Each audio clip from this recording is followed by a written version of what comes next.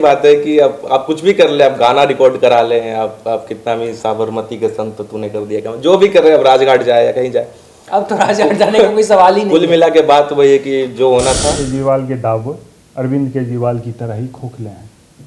अरविंद केजरीवाल के दावे अरविंद केजरीवाल की तरह दोगले हैं। इनका राजनीतिक कैरियर समापन की ओर है। ये ईडी के चुंगल से बाहर नहीं आने वाले हैं। या तो उनको लाभ मिलेगा, आम आदमी पार्टी को, जनता की सहानुभूति उन्हें मिलेगी, या जनता उन्हें साइडलाइन करेगी। नमस्कार, आप नवयुग टीवी देख रहे हैं और मैं हूं आपके साथ अभिनव कुमार। आज हम चाय पे चर्चा करने वाले हैं कि दिल्ली के मुख्यमंत्री अरविंद केजरीवाल को अभी से कुछ देर पहले गिरफ्तार कर लिया गया। सवाल यह है कि अरविंद केजरीवाल को पिछले 9 बार से समन दिया जा रहा था, लेकिन अरविंद केजरीवाल ईडी के सामने पेश नहीं हो रहे थे। खैर, आज उनको अभी से कुछ देर पहले गिरफ्तार कर लिया गया। शाम का 7 बजे का वक्त था जब ईडी अरविंद केजरीवाल के घर पे पहुंचती है, सीएम आवास पे पहुंचती है, तो ईडी के द्वारा कहा गया कि हम समन देने के लिए आए हैं। समन देने के बहाने ईडी अरविंद केजरीवाल के घर में प्रवेश करती है और उसके बाद अब खबर निकल के आई है कि अरविंद केजरीवाल को गिरफ्तार कर लिया गया। सिर्फ गिरफ्तार नहीं, पहले कहा गया कि अरविंद केजरीवाल के घर की तलाशी हो रही है, फिर कहा गया कि अरविंद केजरीवाल से पूछताछ की जा रही है। और हमारे जो सूत्र हैं, ईडी के जो सूत्र हैं, उस सूत्र से जानकारी आई कि अरविंद केजरीवाल ईडी के सवालों का सामना नहीं कर रहे थे, वो जांच में सहयोग नहीं कर रहे थे, ईडी के सवालों का जवाब नहीं दे रहे थे, जिसके बाद अरविंद केजरीवाल को गिरफ्तार कर लिया गया। सवाल, सबसे बड़ा महत्वपूर्ण सवाल यह है कि आज तक आम आदमी पार्टी कहते आई कि दिल्ली की सरकार अरविंद केजरीवाल जेल जाने के बाद भी जेल से ही चलेगी। तो क्या अभी भी अरविंद केजरीवाल अब जेल, गिरफ्तार तो हो गए, क्या आप जेल जाएंगे तो क्या अरविंद केजरीवाल जेल से सरकार चलाएंगे? यह सबसे महत्वपूर्ण सवाल है। अरविंद केजरीवाल क्या जेल से सरकार चलाते हैं या फिर उनके आगे की क्या रणनीति होती है? एक तरफ सुप्रीम कोर्ट का भी दरवाजा रात में खटखटाया जा रहा है और कहा जा रहा है कि सुप्रीम कोर्ट में अपील किया जा रहा है कि रात में इस मामले पे सुनवाई की जाए। कैसे देख रहे हैं आप इसको? देखिए, सबसे पहले तो जैसा आप जानते हैं, केजरीवाल जी को अरेस्ट कर लिया गया है जी, और ये कुछ ऐसा आउट ऑफ द बॉक्स नहीं हुआ है कि अचानक से हो गया। इसकी पटकथा लिखी जा चुकी थी पहले से ही। बिल्कुल। कुल मिला के अगर आप देखते हैं तो पिछले कुछ सप्ताह से इसकी प्रोसेस चल रही थी। लगातार 9 समन्स आ चुके थे ईडी के। बिल्कुल। सवाल ये है कि अगला उत्तराधिकारी कौन होगा केजरीवाल का? बिल्कुल, सबसे बड़ा सवाल यही है। लोग कयास लगा रहे हैं कि ये नहीं वो, कोई कभी आतिशी का नाम सामने आता है, कभी किसी और का नाम सामने आता है, लेकिन जहां तक मेरी समझ है, केजरीवाल जी मुझे नहीं लगता कि किसी और को पार्टी चलाने देंगे, क्योंकि एक तरह से एक छत्र राज करते हैं वो। मतलब आपका कहने का मतलब है केजरीवाल को किसी पर भरोसा नहीं है? नहीं, मैं भरोसे की बात नहीं कहूंगा। कुल मिला के बात यह है कि जैसे आपको ही पता है कि धीरे धीरे करके एक से एक दिग्गज नेता थे पहले आम आदमी पार्टी में। बिल्कुल, उस सारे एक एक करके अपने अपने रास्ते, वो या तो उनको निकाल दिया गया या तो वो खुद ही साइडलाइन हो गए। केजरीवाल एक छत्र छाया, एक छत्र राज चलाना चाहते हैं आम आदमी पार्टी में, जहां तक मेरी जो समझ है उसके अनुसार। तो उस पे आप मुझे भी लगता है कि या तो वो उनका ही आदेश होगा कि मैं जेल से अपनी सरकार चलाऊंगा। अब देखना है कि आगे की क्या रणनीति होती है इनकी, क्या मतलब ये लीगल है भी नहीं है, क्या होता है आगे। अब सवाल ये है कि अरविंद केजरीवाल को पहले से भी पता था कि हम गिरफ्तार होने वाले हैं। ये अरविंद केजरीवाल, ये आज जब हाईकोर्ट में जब इस बात को रखा गया तो अरविंद केजरीवाल के द्वारा कहा गया कि हम ईडी के सामने पेश होंगे अगर हमें अदालत इस बात को देती है श्योरिटी कि हमारी गिरफ्तारी नहीं होगी। ये सब बहानेबाजी थी, एक तरह से बस समय लिया जा रहा था, समय टाला जा रहा था। आपको ही पता है कि कुल मिला के कभी 1 समन 2 समन, मैं वर्चुअल ज्वाइन करूंगा तो कभी मैं वहां नहीं जाऊंगा, कभी मुझे चुनावी रैली करनी है, कभी कुछ करनी है, तो ये सब एक कब तक आप टालते हैं? एक ना एक दिन होना था। बीजेपी को इस बात का फायदा मिल गया कि चुनाव के पहले, अब एक तरह से तो अभी भले आरोप सिद्ध ना हुआ हो, लेकिन भ्रष्टाचारी का आरोप तो लग गया। तो लेकिन सवाल तो ये भी मुद्दा यहाँ पे ये होगा कि जनता का या तो उनको लाभ मिलेगा, आम आदमी पार्टी को, जनता की सहानुभूति उन्हें मिलेगी, या जनता उन्हें साइडलाइन करेगी। ये एक बहुत ही दिलचस्प लेकिन आपको नहीं लगता है कि कल जब अरविंद केजरीवाल को अगर बुलाया जाता, अरविंद केजरीवाल जाते, सुबह सुबह रैली निकालते, अपने घर से निकलते, बाहर वो जो गाना उनके प्रोग्राम में बजता है, वो प्रोग्राम वाला गाना बजाते हुए वंदे मातरम वाला जाते, राजघाट जाते, वहाँ पे जाते महात्मा गांधी की समाधि पे, वहाँ जाते पहले, फिर वहाँ से जाके ईडी के सामने आते, तो ये जो उनका जो एक था, एक प्रोग्राम मिस नहीं होगी, आपको ऐसा नहीं लगता है? ये वही बात है कि अब आप कुछ भी कर ले, आप गाना रिकॉर्ड करा ले, आप कितना भी साबरमती के संत तूने कर दिया, जो भी कर रहे हैं, अब राजघाट जाए या कहीं जाए, अब तो राजघाट जाने का कोई सवाल ही नहीं। कुल मिला के बात वही है कि जो होना था। तो एक तरह से अभी रिसेंटली जो नरेंद्र मोदी ने इंटरव्यू भी दिया था, कहा था कि मैंने जब से कमान संभाली मैंने ईडी को खुला छूट दे दिया। तो मुझे लगता है ईडी शायद अपने हिसाब से काम कर रही है। देखने वाली बात यह है, या मुझे भी उसका उतना ये आइडिया नहीं है कि बीजेपी के जो मेंबर्स हैं उस पर क्या ईडी कुछ कार्रवाई कर रही है, या बीजेपी में सब धुले हुए लोग हैं। सवाल तो बार बार यही कहा जाता है, यही जनता सवाल यही करेगी। बीजेपी में जो आता है वो धुल जाता है, विपक्ष वाले सब वो भ्रष्टाचारी हो जाते हैं। विपक्ष में तो आप तेजस्वी यादव से लेके चाहे ममता बनर्जी के पार्टी के लोग लेके चाहे आम आदमी पार्टी, सब पे आरोप लगते ही जा रहे हैं। क्या बीजेपी के अंदर कोई नहीं है?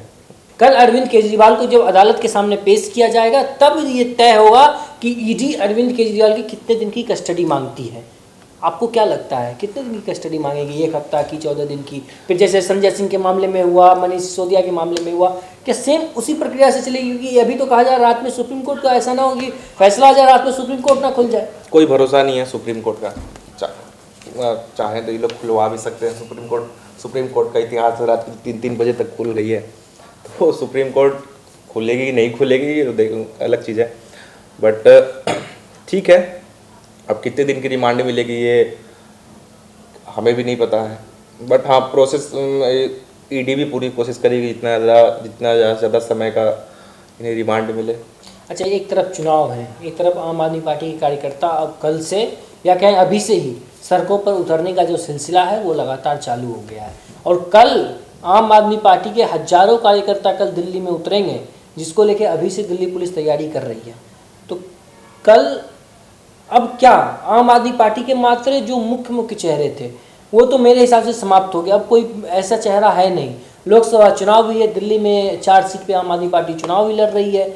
तो अब 4 सीट आम आदमी पार्टी के लिए काफ़ी महत्वपूर्ण 4 सीटें थी और अब वो काफ़ी कठिन हो गया आम आदमी पार्टी के लिए वो 4 सीट जीतना, क्योंकि अरविंद हो सकता है क्योंकि वो क्लीन स्वीप भी कर जाए, क्योंकि सहानुभूति वाला भी वोट बैंक मिलेगा, हो सकता है। ऐसा कोई सच्चाई नहीं कि मिलेगी, लेकिन ये अब देखना है कि इसको कैसे अरविंद केजरीवाल भुनाते हैं जनता के बीच में। देखिए, जैसे मैंने पहले भी कहा कि कुल मिला के मुद्दा यही है कि अब ये इसकी कयास कोई भी नहीं लगा सकता कि जनता की सहानुभूति मिलेगी या जनता उन्हें दुत्कारेगी। बिल्कुल, क्योंकि लोकसभा चुनाव है तो यहाँ पर जनता को पता है कि उन्हें वोट प्रधानमंत्री के चेहरे पर ही देना है। ये विधानसभा का चुनाव तो है नहीं। मुझे लगता है कि अरविंद केजरीवाल का चुनावी राजनीतिक कैरियर अब एक समापन की ओर है। नहीं दे अब आप ऐसा कैसे मुझे नहीं लगता अब ईडी के चुंगल से अरविंद केजरीवाल बाहर निकल के आ पाएंगे। 2-4 मुद्दे आपको देखने लायक हैं। ईडी ने जैसे अभी से पहले आप पुराने नेताओं को देखिए, ईडी ने उनको 1 समन भेजा, 2 समन भेजा, कुछ समन भेजे, उन्होंने कोई जवाब नहीं दिया। ईडी गई बाई फोर्स, उन्होंने अरेस्ट कर लिया। अरविंद केजरीवाल के सिनेरियो में इन्होंने क्या किया? इन्होंने इनको गिरफ्तार नहीं किया, ना बाई फोर्स किया, ना कहीं इधर उधर से उठाया। ये 10 समन, 10वीं समन थी, करीब 10 समन इनको भेजा। उसके बाद ये कोर्ट, मैं आपको करेक्ट करता हूं, 9 समन। इसके बाद ये कोर्ट गए, ईडी ऑफिशियल्स। इन्होंने कोर्ट में जो भी प्रोसीजर्स होते हैं जजों का, इन्होंने कुछ दस्तावेज सबूत सौंपे कि हम इन बेसिस पे इनसे पूछताछ करना चाहते हैं। अनटिल अनलेस कोर्ट को वो अच्छा नहीं लगा होगा, कोर्ट वो अलाउ नहीं करती, तो कोर्ट का वो स्टेटमेंट आया कि हाँ, अगर ईडी चाहती है तो केजरीवाल को गिरफ्तार किया जा सकता है।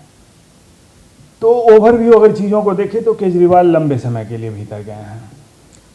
तो लोकसभा का चुनाव है, ऐसे में अरविंद केजरीवाल के जाना, एक पार्टी के संयोजक का जाना, ये काफ़ी महत्वपूर्ण होता है। खासतौर पे आप किसी भी राजनीतिक दल के बारे में सोचें तो जब अगर आपका पार्टी है, अगर आपके राष्ट्रीय अध्यक्ष ही अंदर चले जाते हैं तो आपके पार्टी के सर्वे जब चले जाते हैं तो फिर आप कैसे जीतेंगे? क्योंकि अरविंद केजरीवाल आज तक ये दावा करते आए थे कि इस बार आम आदमी पार्टी यानी इंडिया अलायंस 7 की 60 लोकसभा की सीट दिल्ली से जीतने वाली थी, जिसमें 4 लोकसभा की सीट पे आम आदमी पार्टी अपनी कैंडिडेट उतारे थे, अपना कैंडिडेट।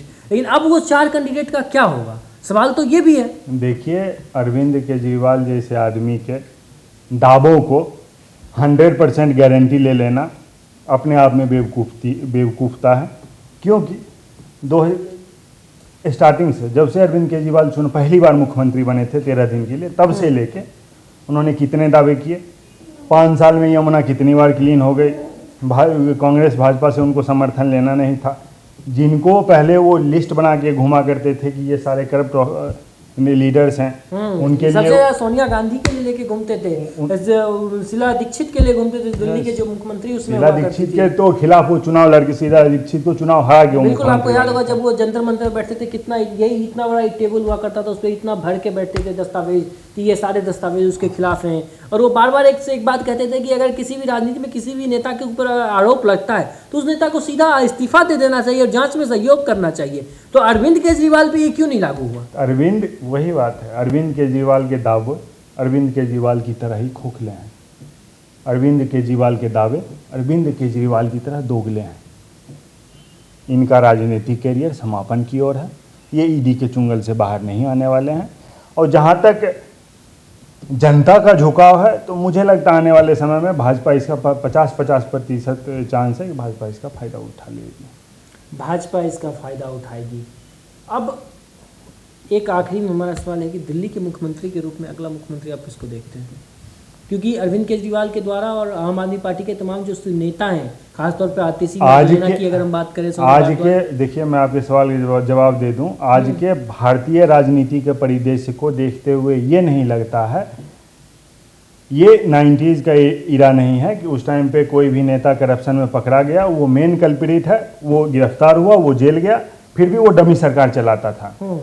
मुझे नहीं लगता आज की डेट में वो सिनेरियो पॉसिबल है। अरविंद केजरीवाल कितनी भी दावे कर लें, मुझे लगता है कि ये 3-4 दिनों में ये मामला इस पे से बादल छटते नजर आएंगे कि अरविंद केजरीवाल का अगला कदम क्या है। मुझे लगता है कि कोई ना कोई हो सकता है अरविंद केजरीवाल सेम लालू प्रसाद यादव की तरह अपनी पत्नी सुनीता केजरीवाल को एज ए चीफ मिनिस्टर बना के डमी सरकार चलाएंगे जेल से। क्या ये जेल से सरकार चलाना पॉसिबल है क्या? अगर किसी भी, आप जैसा कह रहे हैं, उनको अपनी पत्नी को बनाएंगे डमी, तो डमी भी बिना डमी बनाए क्या वो जेल से चला पाएंगे? देखिए, भारत में कानून पावर वालों के लिए, आम जनता के लिए नहीं है। इन्होंने कानून अपने हिसाब से लिखे हैं, तो यहाँ सब संभव है। तो ये भी संभव है, सब होता है।